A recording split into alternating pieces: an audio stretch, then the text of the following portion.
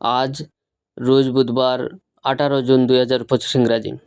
Israeli হামলা। আজ 18 June ইসরায়েলের 50 থেকে 60টা যুদ্ধবিমান ছুড়ে মেরেছে ইরানের তেহরান শহরে। লক্ষ্য হলো পারমাণবিক কেন্দ্রে, মিসাইল প্ল্যান্ট এবং IRGC ইরানি রিভলিউশনারি গার্ড এর নিয়ন্ত্রণ কেন্দ্র। আন্তর্জাতিক পরমাণু সংস্থা IAEA বলেছে অন্তত 2টা সেন্ট্রিফিউজিক উৎপাদন কেন্দ্র ভেঙে দিয়েছে ইরানের পাল্টা হামলা। ইরান ইচ্ছামাফিক হাইপারসনিক মিসাইল, ব্যালিস্টিক রকেট ও ড্রোন ছুড়েছে ইসরায়েলের দিকে। অধিকাংশই ধরা পড়েছে ইসরায়েলের আয়রন ডোম এবং অ্যারো প্রতিরক্ষা ব্যবস্থায়। এখনো পর্যন্ত কমপক্ষে 24 জন ইসরায়েলি নাগরিক নিহত। আপাতত কোনো বড় শহরে ব্যাপক ভয়াবহতা নেই। ইরানে নিহতের সংখ্যা 585, যাদের মধ্যে সরকারি এবং সাধারণ মানুষ রয়েছেন।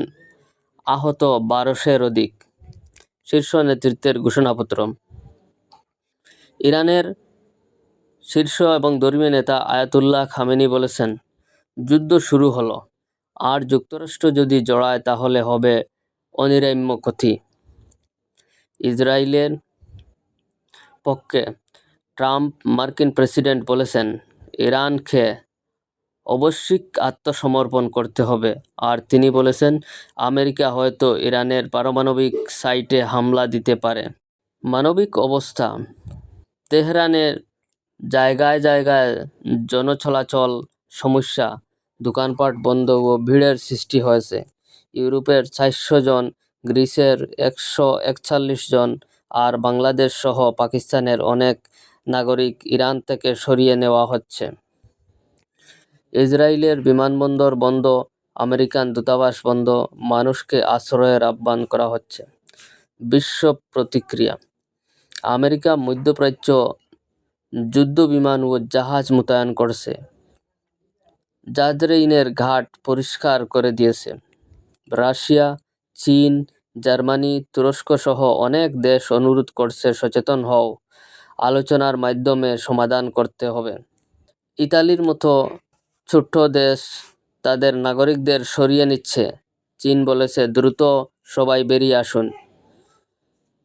চীনা নাগরিকদের ইসরায়েল থেকে দ্রুত সরিয়ে নিচ্ছেন।